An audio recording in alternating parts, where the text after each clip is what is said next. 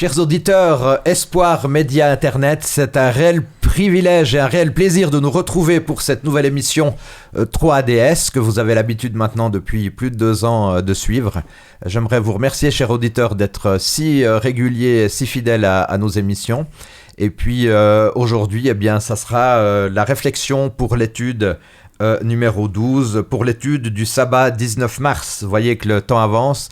Nous arrivons déjà à l'avant-dernière étude de l'Épître aux Hébreux, ce qui me permet déjà de vous rappeler que le trimestre suivant, on est toujours un peu en avance des fois, eh bien on abordera le livre de la Genèse.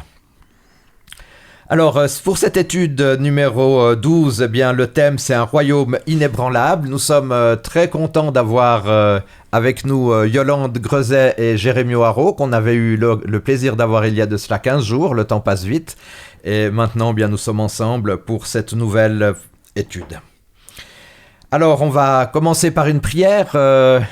Yolande, tu es d'accord de nous unir dans une prière pour commencer ?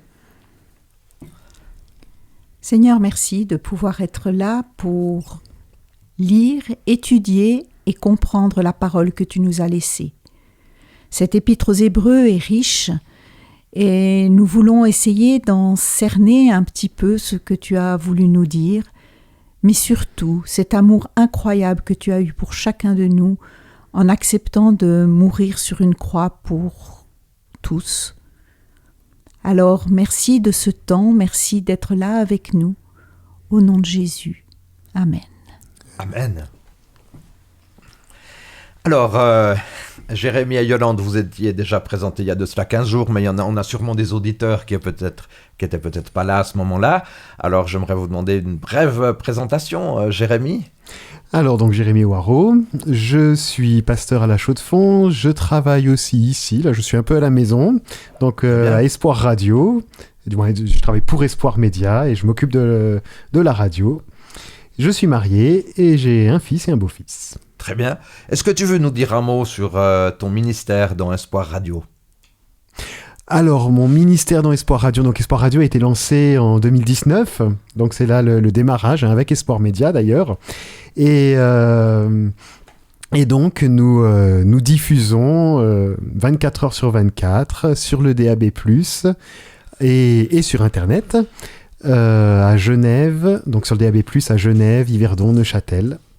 Super. Et puis on peut bien l'écouter dans la voiture. Hein. Et on peut l'écouter dans la voiture, tout à fait. La plupart des voitures récentes, maintenant, du moins toutes les voitures récentes, sont équipées pour l'écouter. En tout cas en Suisse. En tout cas en Suisse, tout à fait. Yolande, tu veux nous dire quelques mots ? Alors, je suis Yolande Grezet, je suis mariée, j'ai une fille adulte. Et puis sinon, je collabore aussi passablement avec Espoir Média.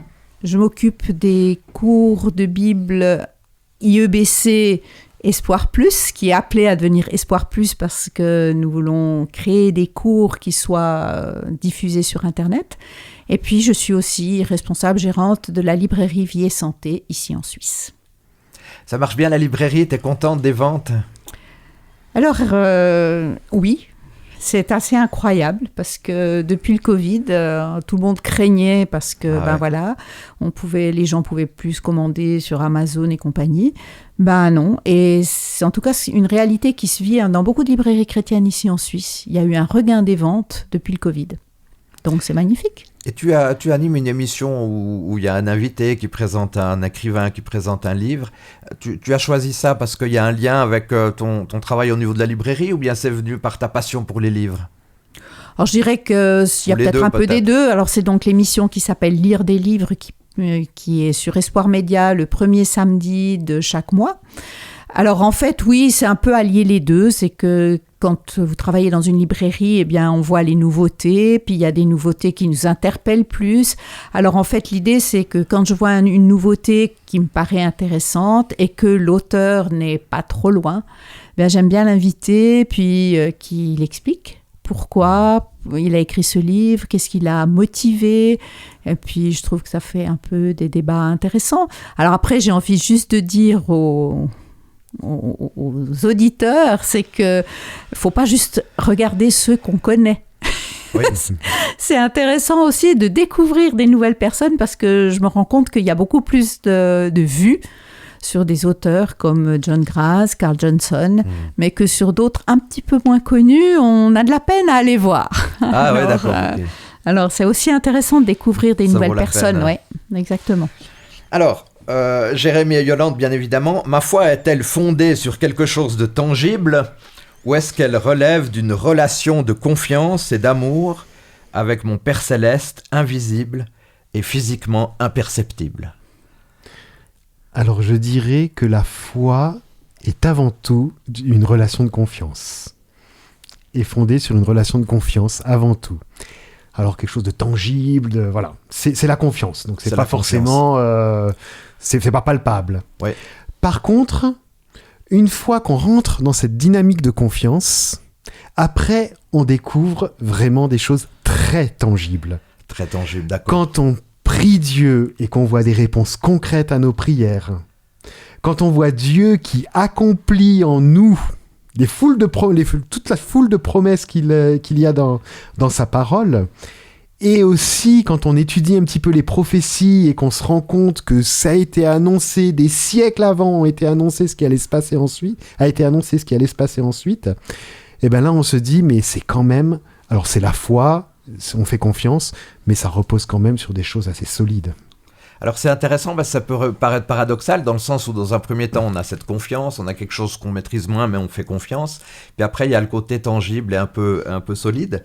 Donc ma foi, alors Yolande, c'est un peu cette idée, d'abord c'est la confiance, puis après il y a l'aspect plutôt, on va dire, factuel et tangible. Comment tu vois mais ça? moi c'est aussi, je trouve d'ailleurs qu'on se complète bien, on ne s'est pas consulté avant, c'est que... C'est ce qu'on appelle l'inspiration. Ma foi est plus basée sur l'amour de Dieu pour chacun. Parce que, oui, alors bien sûr, la confiance est là et elle est indispensable. Hein, dans toute relation d'amour, la confiance est indispensable. Mais... moi, j'aime ce Dieu qui crée, d'abord parce qu'il aime, parce qu'on sait très bien que l'amour est créateur. Et en même temps, alors donc, il me donne un ancrage, je sais d'où je viens, mais ce même Dieu d'amour, il me dit où je vais. Et où je vais, c'est la vie éternelle qu'il me promet. Et en même temps, voilà, j'ai ma vie ici-bas, qui est appelée à refléter cet amour que Dieu a pour nous. Et voilà, c'est un peu cet amour-là qui est à la fois incroyable, mais qui nous appelle aussi à transmettre autour de nous. Ça rappelle aussi ce texte extraordinaire et ces deux lois.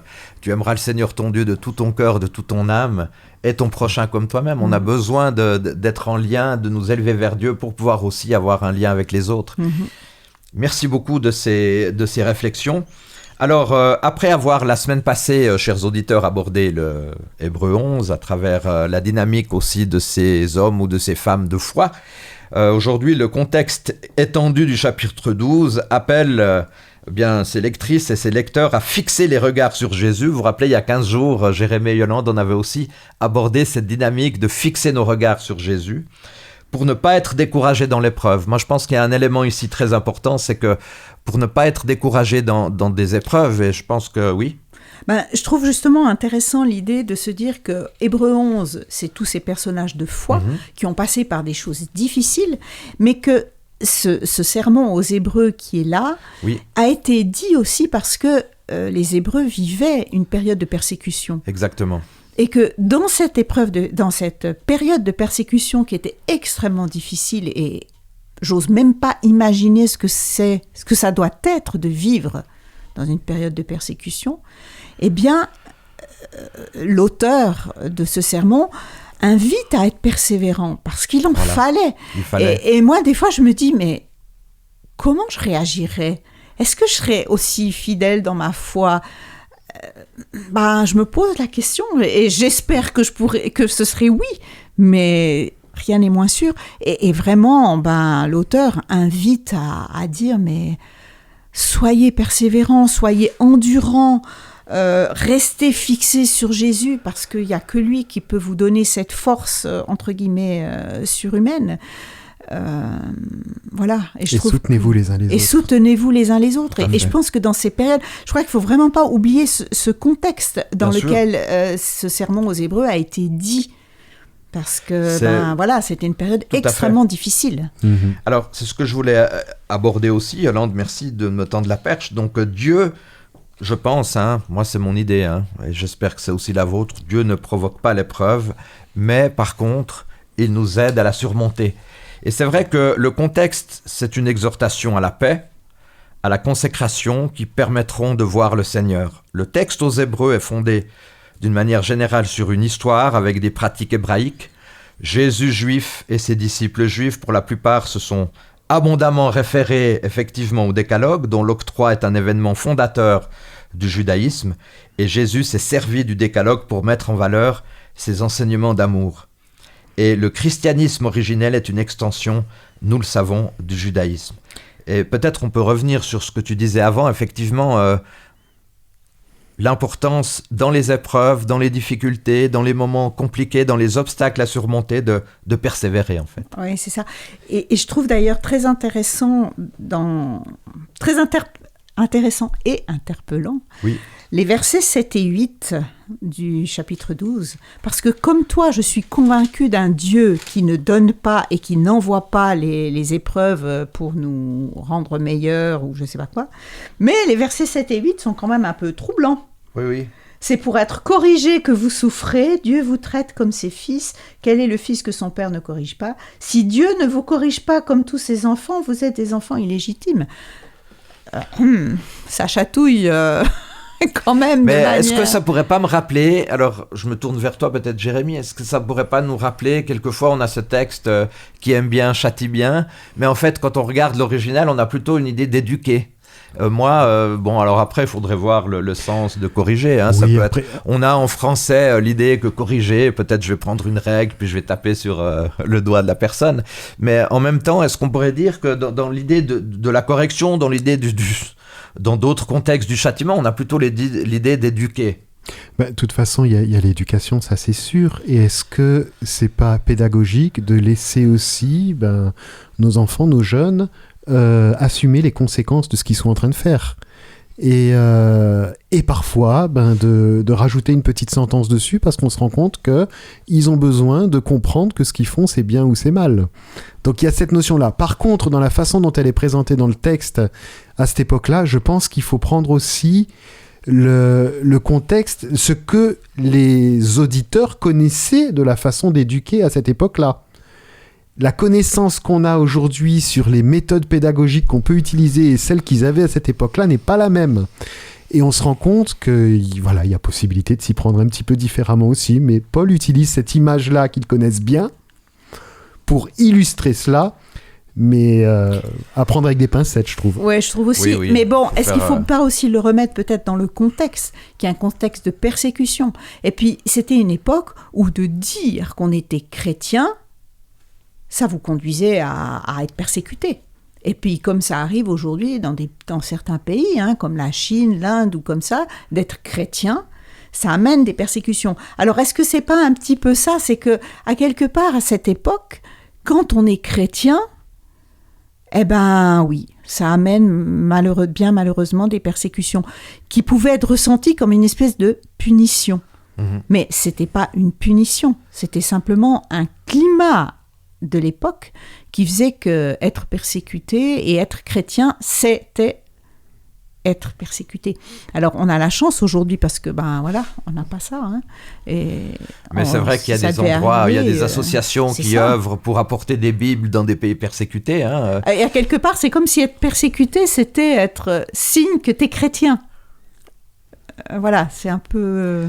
Et puis peut-être le danger de ces endroits aussi, c'est qu'il y a certains chrétiens qui peut-être ne vont pas forcément chercher la persécution, mais qui vont à quelque part s'épanouir à travers le fait de dire aussi j'ai été persécuté. Mais ça c'est d'autres questions. Mais pour moi une idée de correction ici, c'est peut-être aussi une idée de changement de trajectoire. Ça veut dire supportez vos souffrances, elles servent aussi à changer de trajectoire dans vos vies de tous les jours, parce que des fois on dit il faut corriger la trajectoire, il faut corriger l'angle, etc. Mais je pense que globalement ici c'est de dire les souffrances, à quelque part, c'est dur, c'est difficile, c'est compliqué, mais le Seigneur nous aide à les traverser. Et je pense que c'est ça, à quelque part, le plus important. C'est pas de réfléchir, alors quand est-ce que j'aurai une souffrance ou quand est-ce que j'aurai une persécution, mais de se dire, dans ces moments-là, de savoir, parce qu'on pourrait l'oublier aussi. On pourrait l'oublier et puis de se dire, bon, je suis seul, Dieu sera plus là, il m'a abandonné, etc. Mais toujours se dire qu'il ne va pas m'abandonner dans ces moments-là. Tout à fait. Et je rappelle, tu l'as déjà dit avant, mais après cet échange, je crois que c'est important de le rappeler, Dieu n'envoie pas l'épreuve. Non, Dieu n'envoie pas l'épreuve. Mais il est là. Mais il est là. Mais par contre, quand l'épreuve est là, il est à nos côtés. Tout à fait. Et puis, quelquefois, des preuves que nous avons vécues, eh bien, il peut en sortir quelque chose de bien. Ouais. Mais voilà, c'est pas Dieu qui a dit je vais t'envoyer ça, comme ça tu vas apprendre ça. Oui. Et puis dans l'épreuve, on voit pas toujours que Dieu il est là. Si on se rappelle l'expérience de Marie qui voyait plutôt le jardinier mais qui voyait pas le Christ, il y a aussi cette réalité-là. Alors voilà, c'est vrai que c'est un contexte effectivement de persécution particulière, supportée. Alors c'est vrai, moi aussi, quand j'ai vu ce texte, je me dis c'est pas évident de le décortiquer. On va faire un saut en avant, toujours donc dans Hébreux chapitre 12, versets 18 à 22. Tu veux nous lire, Jérémie, si tu es d'accord, Hébreux 12, 18 à 22? Vous ne vous êtes pas approchés, en effet, de choses palpables, ni d'un feu ardent, ni d'une obscurité, ni de ténèbres, ni d'une tempête, ni d'un son de trompette, ni d'une clameur de paroles, tels que ceux qui l'entendirent demandèrent qu'on ne leur adresse pas un mot de plus. Car ils ne supportaient pas cette injonction, qui touche la montagne, même une bête sera lapidée. Le spectacle était si terrifiant que Moïse dit « Je suis épouvanté et tout tremblant ». Jusqu'au 22, tu as dit. Oui. Mais vous, vous êtes approchés de la montagne de Sion et de la cité du Dieu vivant, la Jérusalem céleste, des dizaines de milliers d'anges, de la réunion. Et moi, mon verset est coupé là, mais... D'accord, continue. De la réunion et de l'assemblée des premiers-nés inscrits dans les cieux. Alors il est dit dans ces quelques versets, vous ne vous êtes donc pas approchés comme les Israélites au désert d'une réalité que l'on pourrait toucher, pas entendu des sonneries de trompette ni l'éclat d'une voix, ne pas supporter l'ordre qui leur avait été donné. Alors, pourquoi dans le fond c'était si compliqué de ne pas supporter, de supporter l'ordre qui leur avait été donné? Il y avait quand même quelque chose ici d'une puissance, mais sans précédent, quoi. Mais voilà, j'ai l'impression que c'est malheureusement l'être humain. On a des fois de la peine à accepter ce que, là en l'occurrence, ce que Dieu dit. Et l'auteur de l'Épître aux Hébreux dit « Rejetez le péché.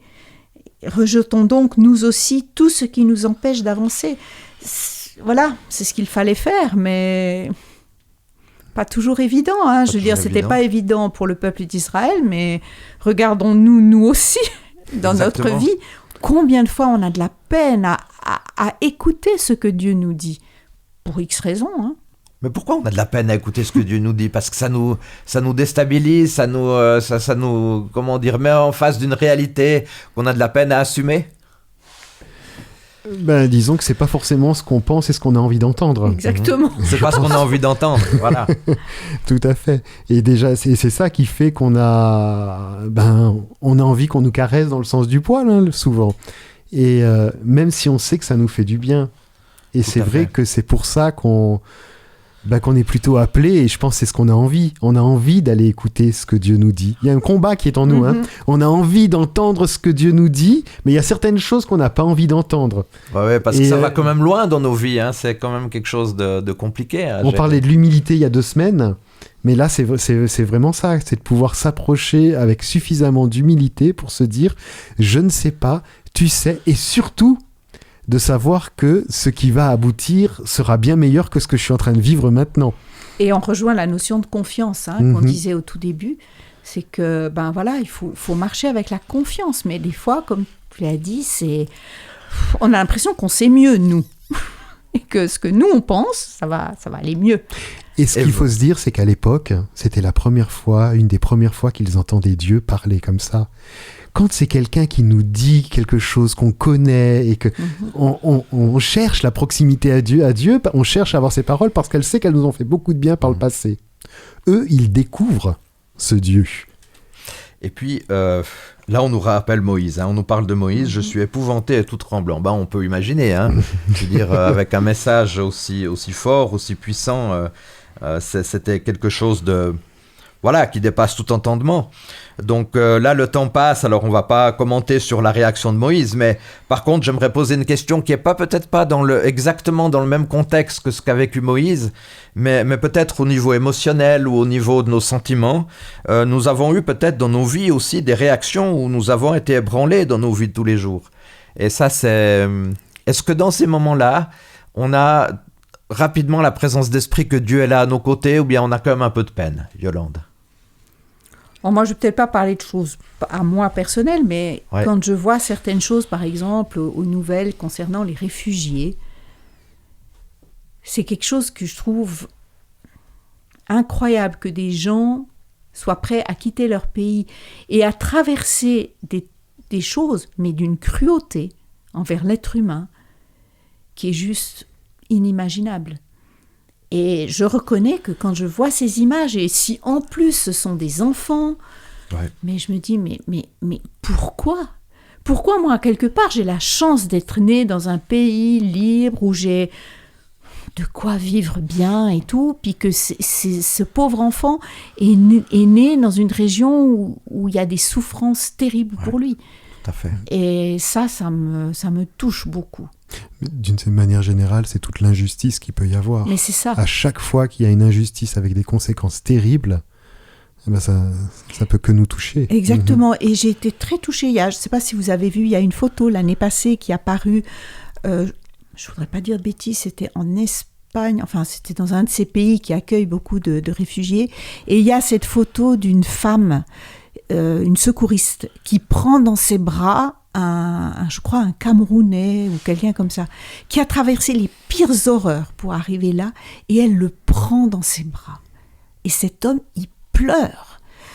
Moi, ça me remue. Même encore d'en parler, ça me remue, mais je trouve que c'est juste pas possible. Il y a des événements qui sont hyper touchants, puis hyper profonds. Et voilà, puis cet accueil que cette femme a pu faire à cet homme, c'était incroyable. Il y a un sens moi je dirais pas du devoir, mais ce sens de l'amour qui est là.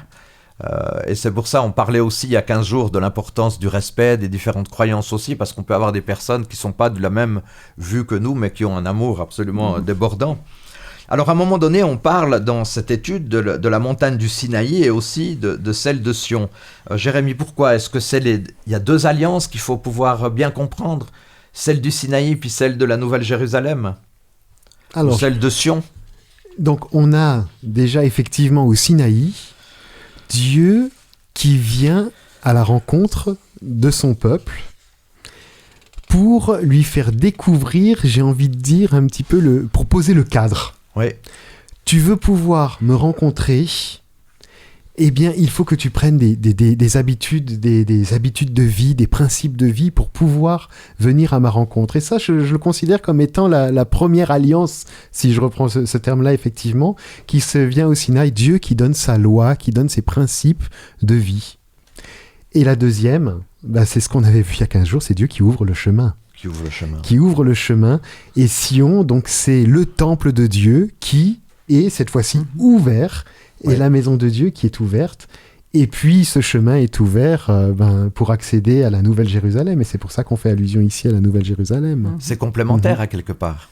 Absolument, absolument. Et c'est vrai que, comme l'a dit Jérémie, la montagne du Sinaï, c'est la loi, mais c'est la période du sanctuaire aussi. C'est la période où il y a toute une mise en place de la vie des Hébreux, des Juifs. Et puis, comme on l'a dit il y a 15 jours, le Christ va venir tout changer, ouvrir une ère nouvelle qui est un chemin vers la Jérusalem céleste. Exactement.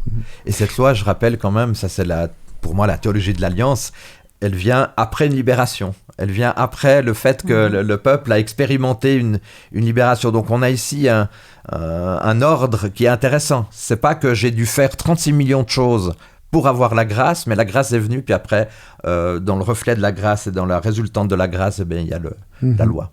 Et ce texte met en avant finalement deux événements. L'événement qui est présenté de façon très impressionnante du moment où Dieu se révèle au Sinaï, et l'événement qui est aussi impressionnant mais sous un autre angle du moment où il se révèle où on voit que là il y a une ambiance de fête, de jugement aussi, mais une ambiance de fête, quelque chose de nouveau qui arrive, et voilà, ce sont les réjouissances. Alors, versets 23 à 26, Hébreux 12, 23 à 26, vous vous êtes approchés de l'assemblée des fils premiers-nés de Dieu, dont les noms sont inscrits dans les cieux. Vous vous êtes approchés de Dieu le juge, de tous les hommes et les esprits justes. Vous êtes approchés de Jésus, le médiateur d'une alliance nouvelle, et de son sang répandu, qui parle mieux encore que celui d'Abel. Prenez donc garde, ne refusez pas d'écouter celui qui vous parle. Et les Israélites qui ont refusé d'écouter celui qui les avertissait sur la terre n'ont pas échappé. On a parlé tout à l'heure de correction, là, de châtiment. À combien plus forte raison sera-t-il de même pour nous, si nous nous détournons de celui qui nous parle du haut des cieux, celui dont la voix a fait alors trembler la terre une fois, maintenant cette promesse. Alors là, on parle des fils premiers-nés. Est-ce qu'on pourrait dire que ces fils premiers-nés, c'est la multitude des croyants, frères et sœurs croyants ? C'est l'impression qu'on a dans ce texte-là, effectivement, puisque, déjà, le premier-né au début du livre d'Hébreux, c'est Christ. Et c'est le peuple qui suit Christ. Dans ce texte-là, on nous parle de ceux qui sont inscrits. Donc, on pense tout de suite au livre de vie, dans ceux qui sont tous les sauvés. Donc, c'est l'ensemble du peuple de Dieu. J'ai vu une définition une fois que le premier-né, c'est le plus élevé. L'idée du plus élevé, en fait. C'est vrai que la Bible nous présente une place de choix du peuple de Dieu, quand il va se retrouver auprès de Dieu. Alors, c'est mystérieux, qu'est-ce que c'est ? On ne sait pas, hein. Mais et on est autour, là tout le peuple est rassemblé, on vit un grand rassemblement là de tous ceux qui sont tous ces premiers-nés, toutes ces personnes inscrites, elles sont rassemblées autour du juge. Je ne sais pas si vous avez vu la façon dont le texte est construit, on a une liste, une énumération, et celui qui est au centre, ce qui est au centre de ce dont on se rapproche, c'est Dieu le juge. Dieu le juge, d'accord. Et là, on voit vraiment qu'on est dans une scène de jugement, mais un jugement libérateur. Un jugement qui est libérateur, parce que quand on parle de jugement, en général, des fois, on est un tout petit peu sur nos gardes. Hein. On n'aime pas trop. Là, c'est le jugement de la destruction du mal. Donc, et là, dans les différents chapitres, parce qu'on revient à cette réalité, on dit qu'on s'approche de Jésus, le médiateur de Nouvelle Alliance. On a parlé tout à l'heure des deux alliances. Yolande, n'est-ce pas merveilleux de nous approcher de ce Christ, ce médiateur de cette nouvelle alliance? Est-ce qu'il n'y a pas là quelque chose d'époustouflant pour nos vies? Effectivement, mais ce qui me surprend dans ce texte, c'est le nombre de fois qu'il y a le verbe « approcher ». D'accord.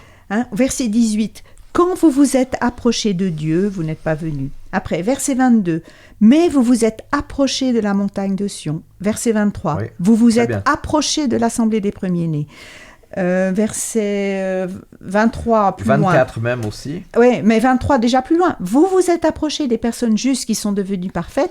Et verset 24. Vous vous êtes approchés de Jésus qui a répandu son sang. Il y a cette notion de rapprocher. Puis quand on entend rapprocher, il y a le mot proche qui est là. Et à quelque part comme si c'était important de s'approcher de Dieu, de s'approcher de cette montagne de Sion, s'approcher de l'assemblée des premiers-nés, donc comme on l'a dit, des disciples du Christ, approcher des personnes justes qui sont devenues parfaites, mais devenues parfaites par le sang du Christ, et vous vous êtes approchés de Jésus. Ouais, c'est ça. Finalement, c'est là le but final, c'est s'approcher de Jésus, être prêt à vivre avec lui. Alors, en fait. Tu nous as rappelé ça, c'est très, très, très bien, parce qu'on voit qu'on a dans ces différents versets. Pourquoi, selon toi, Jérémie, c'est tellement important de nous approcher de ce Seigneur? Parce que je me dis, dans le fond, si on ne s'approche pas de notre Seigneur, on a beau dire tout ce qu'on veut, on a beau avoir toutes les connaissances voulues, on n'aura pas cette proximité avec ce médiateur, quoi. Je pense que c'est le premier pas de la foi, déjà. Ouais. C'est-à-dire qu'on découvre, c'est une rencontre. Ce que Dieu nous propose, tout ce que la Bible nous propose, tout toute notre foi, c'est une rencontre avec notre Dieu. Donc le premier pas, c'est je m'approche de Jésus, et quand je m'approche de Jésus, je vois qu'il est vivant, je choisis de lui donner ma vie. Et ensuite, au quotidien, eh bien, on a besoin d'être proche de cette source de vie. On a besoin d'être proche de lui dans notre marche quotidienne de chaque jour. Pourquoi ? Parce que c'est lui qui nous sauve, parce que c'est lui qui nous libère, parce que c'est lui qui enlève les obstacles devant nous, parce que c'est lui qui nous transforme de l'intérieur, qui inscrit sa loi à l'intérieur de nous. Et il nous fait découvrir au fur et à mesure la profondeur de tous ces enseignements, tous ces principes de vie. Mais tout ça, on ne peut pas le vivre intellectuellement. Oui. On le vit dans la proximité avec Dieu. C'est-à-dire qu'on peut comprendre plein de choses intellectuellement, mais tant qu'on ne s'est pas approché de Dieu, on ne peut pas les intégrer et les vivre et être changé, être transformé. Ouais, tout à fait. Mais on pourrait se dire que c'est à la fois simple et à la fois compliqué de s'approcher du Christ, non ? Parce qu'on s'approche dans nos beaux moments, quand on est tout en haut, qu'on se sent bien, qu'on a l'impression qu'on fait beaucoup de choses justes, etc. Puis des autres fois où on est un peu plus se dire là, j'aurais pas dû faire ci, j'aurais pas dû faire ça. Est-ce que c'est toujours aussi simple de s'approcher de Jésus ? Non. Et puis je dirais que ça dépend les moments. Dans les moments où ça va mal, je pense que oui, on cherche à s'approcher de Jésus parce qu'on a besoin de quelque chose. D'ailleurs, on dit bien que dans les pays en guerre ou comme ça, c'est là que les églises se remplissent le plus. C'est donc il y a ce besoin de se rapprocher du Christ et de Dieu. Après, c'est quand la vie va normale, que les choses vont normalement bien, et puis là, on a l'impression que finalement, on n'a pas besoin. Et je pense que c'est... Une foi se nourrit dans la régularité.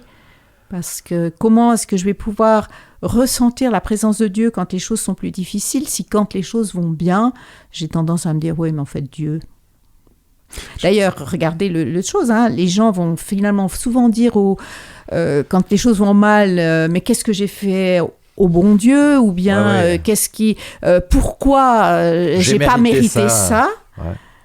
Alors que quand tout va bien, dire que j'ai tout ça grâce à Dieu, ça on a un petit peu tendance à l'oublier, on va se dire que c'est grâce à nous. Mais finalement, qu'est-ce que c'est que se rapprocher de Dieu ? Parce que c'est assez abstrait quand même comme concept. C'est sûr. Hein. Comme, ça veut dire quoi ? J'imagine quelqu'un qui connaît pas, on lui dit approche-toi de Dieu. Ah, il est où ? Comment ? Il est où ? Où je vais ? Où je vais ? Bon, je vais aller à l'église. Mais c'est vrai que ça pourrait être le fait par exemple, parce qu'on a beaucoup parlé, on pourrait, là c'est pas le sujet maintenant, mais de prière. Dieu il connaît toutes choses, donc il sait exactement ce qui nous arrive, il sait exactement ce qui va se passer. Donc pourquoi est-ce qu'on doit être dans la prière ? Est-ce que s'approcher de Dieu, c'est pas simplement lui parler, communiquer avec lui, et puis partager des choses qu'on a sur le cœur. Je crois que c'est très différent selon les personnes, la façon de s'approcher de Dieu. On a souvent enfermé le fait de s'approcher de Dieu par la prière formelle et par la lecture de la parole. Mais j'ai remarqué que beaucoup de personnes sont frustrées avec cette approche-là. Parce que certaines personnes, elles sont vraiment proches de Dieu quand elles sont en train de faire des choses pour lui. Ouais. Et on voit qu'il y a ce lien-là, et quand on discute avec elles, on voit qu'il y a quelque chose de spirituel, de très spirituel dans ce qu'elles sont en train de faire. Et bien sûr, c'est dans un lien, c'est dans un dialogue avec lui, c'est une relation. Mais cette relation est très différente selon les personnes. Mais par rapport à ce que tu dis, moi j'ai un résident, c'est intéressant parce que lui, il me disait je suis content que vous soyez pas trop bigot, puis comme ça on peut parler ensemble, etc. Il m'a dit ce qui est extraordinaire, c'est que je peux faire des tableaux. Et puis là où il est, à la résidence, à l'UMS, il fait des tableaux, il fait des peintures. Il m'a dit, moi, de faire un tableau, c'est ma manière d'être en relation avec Dieu. Donc c'est vrai que ça peut être quelqu'un d'autre, ça peut être la musique, ça peut être le tableau, ça peut être bien des choses, mais des fois, peut-être, on oublie quand même aussi que Dieu, il est capable simplement qu'on ait une conversation avec lui. Oui, tout à fait. Comme avec un ami. Alors, c'est une manière de nous approcher de lui quand même. Ce qui est important quand même, c'est qu'il y ait ce lien et ce lien de confiance qui s'établit et ce don de soi. Parce qu'on peut aussi se cacher derrière ces paroles-là pour se dire « Oui, Dieu, il est là, je suis en lien avec lui, je suis en lien avec la divinité. » Mais sans avoir une relation, sans le connaître. Il y a une connaissance quand même qui se développe là. Est-ce que c'est toujours simple de prendre ce temps et d'écouter Dieu ? Non, on en avait parlé il y a 15 jours aussi. Non, ce n'est pas très facile, mais je pense que c'est indispensable. Et comme tu le disais, à chacun aussi de trouver ça. Il n'y a pas une recette. On a beaucoup. Mais c'est vrai que tu demandes si c'est simple.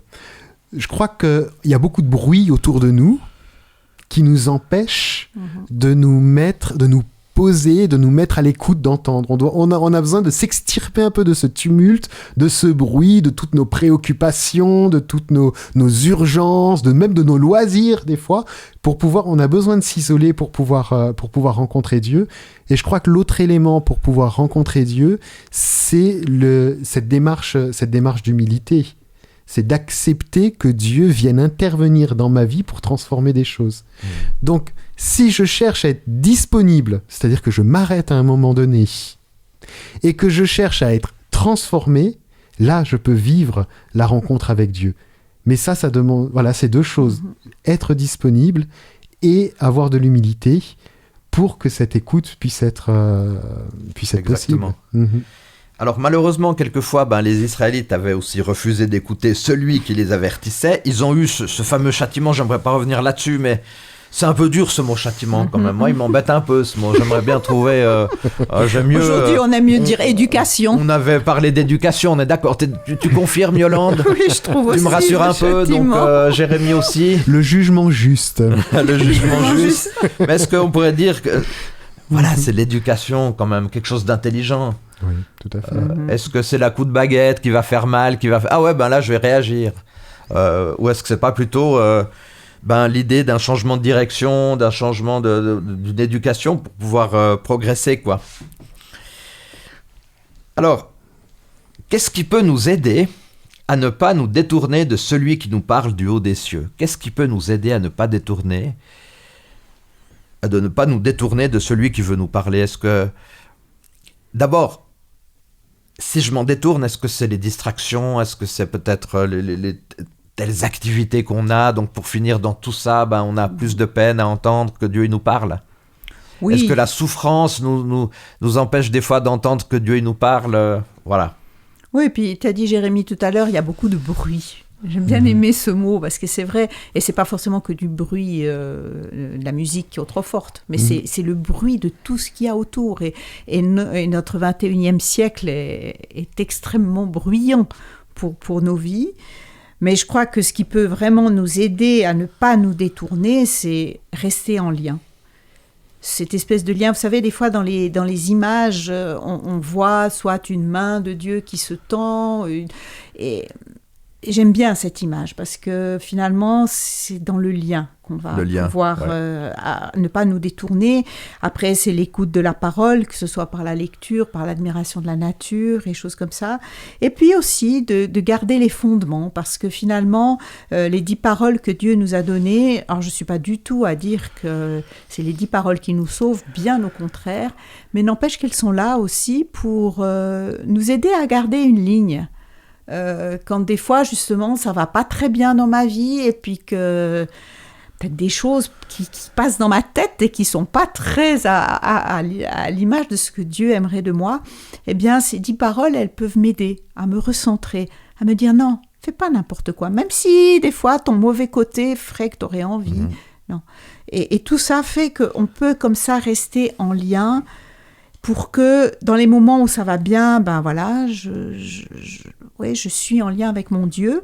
Et puis dans les moments où ça va pas bien, où ça va moins bien, eh bien, ce que j'ai fait ce que j'ai vécu pendant que ça allait bien, ça va m'aider à tenir quand les moments ça va plus difficile. C'est là qu'on voit l'importance d'être en lien tous les jours, en fait. Et c'est ça, exactement. On n'est pas juste un jour...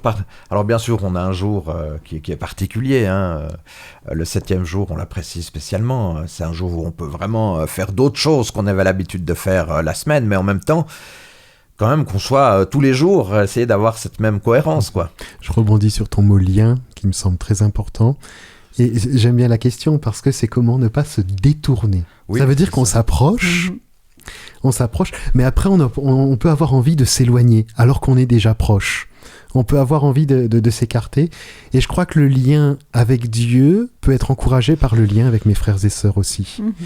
Et du coup, voilà, je rejoins complètement tout ce que tu dis. Je rajouterai encore ce lien avec les frères et sœurs qui peut m'aider à ne pas me détourner de Dieu.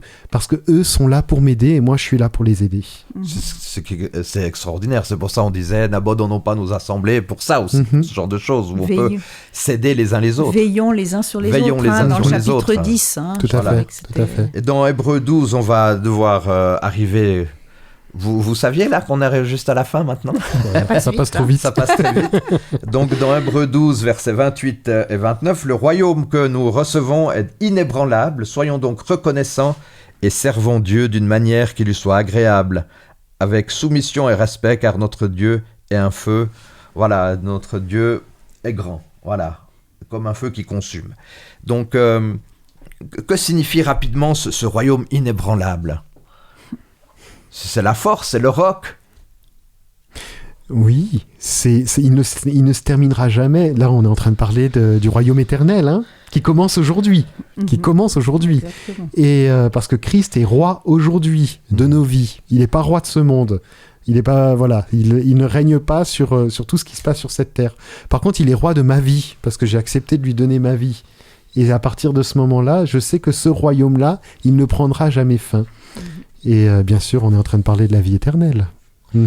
Et on a deux mots ici, la soumission et le respect. Alors c'est vrai que le respect, c'est peut-être un mot un peu plus facile aujourd'hui, c'est dans l'air du temps, on se respecte, c'est important. Hein. Je dis pas que c'est faux, hein, au contraire. Mais la soumission, est-ce qu'on est naturellement penché à être soumis? Non, pas vraiment. Mais c'était à quel verset la soumission? Alors, Hébreux 12, verset 29. 29. Verset 28, pardon. Ouais. Nous recevons un royaume que ça ne peut faire bouger. Alors remercions Dieu et servons-le d'une façon qui lui plaise, avec confiance et respect. Et c'est vrai que j'aime beaucoup mieux ce mot de confiance que de soumission. Ça fait parce quelque chose de plus à quelque part, c'est un peu la même chose, hein, parce que soumettre, ça veut dire que je fais confiance. Mais se soumettre, on a l'impression qu'on a peur de se faire taper. Tandis que la confiance, c'est je regarde celui qui est mon Dieu, et puis je le regarde, mais en sachant que je peux compter sur lui. Et du coup, ça fait une soumission, mais qui est tout à fait basée sur du positif, et pas sur du négatif, de la peur de se faire taper. Il faut que ce soit quelque chose d'intelligent, il faut que ça ait du sens, effectivement. Il y a ce mot crainte, justement, la peur, la crainte, ces éléments-là. Des fois, on se dit, attention, la façon dont on s'approche de Dieu. Et je crois que surtout, la façon dont on approche de Dieu, c'est une disposition de cœur. Et c'est de savoir qui est Dieu. On voit dans ce texte-là, c'est assez troublant, la façon dont il s'est manifesté aux Israélites. Et alors, on peut se dire, alors, ce qui est important, c'est d'approcher Dieu dans le silence, dans le respect, dans la crainte. Mais je pense que c'est une disposition de cœur, c'est-à-dire que des fois, je me rapproche de lui dans ce silence-là, et d'autres fois, j'ai envie de m'approcher de lui en criant de joie et en sautant de joie aussi, avec ce profond respect de savoir à qui je m'adresse, devant qui je suis en train de crier de joie, parce qu'il est heureux de me voir heureux, parce qu'il m'aime. Mais c'est pas parce que je lui manque de respect, au contraire, je le respecte et je le crains, et c'est pour ça que je saute de joie, parce que je suis en lien avec lui. Tout à fait. Et ça nous pousse à ça, on n'a pas envie de le garder, on a envie... D'ailleurs, quand on a une bonne nouvelle, on a envie de l'annoncer à tout le monde, on a envie de dire, moi je te croise, alors aujourd'hui j'ai vécu ça, etc. Tout à fait. Et c'est ça la reconnaissance, que ce verset, ces versets nous invitent à la reconnaissance, à exprimer notre reconnaissance à Dieu.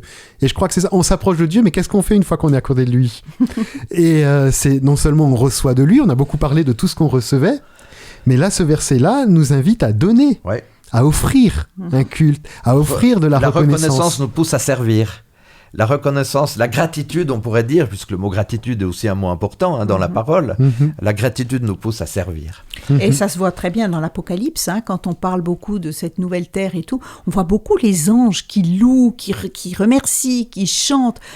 Et puis on pourrait se dire, ils sont peut-être lassés. Ben non, ils sont toujours dans la reconnaissance et la gratitude. Je ne veux pas spoiler ce qui se passera la semaine prochaine, mais le chapitre suivant nous dit ce que c'est, c'est de nous mettre en marche dans l'hospitalité, dans l'amour, et de vivre concrètement cette foi, et c'est la meilleure façon d'être reconnaissant. C'est vrai que dans l'Épître aux Hébreux, tous les textes ne sont pas toujours simples à comprendre, mais on sent qu'il y a toujours quand même cette idée en filigrane que déjà, Jésus, il a intercédé auprès de Dieu pour ses enfants. On est d'accord avec ça, c'est la trame de l'Épître aux Hébreux, parce qu'il y a cette idée d'amour, parce que nous sommes aimés, parce que si nous sommes aimés, nous avons aussi envie d'aimer les autres. Moi, je ne peux pas me sentir aimé et puis ne pas aimer l'autre, enfin... Ça fait partie d'une réalité. Et dans tout cet épître aux Hébreux, on a quand même cette dynamique de l'amour, dans cette triangulation entre Dieu, Jésus et ses enfants. Et puis effectivement, je me réjouis déjà de la semaine prochaine. Alors ça sera sans vous malheureusement, mais bon. Mais on écoutera. Vous écouterez. On sera là. Et puis on abordera. Alors effectivement, comme tu l'as dit Jérémie, la semaine prochaine, ça sera déjà la dernière étude de l'Épître aux Hébreux. Peut-être juste une dernière question avant d'aborder une prière finale.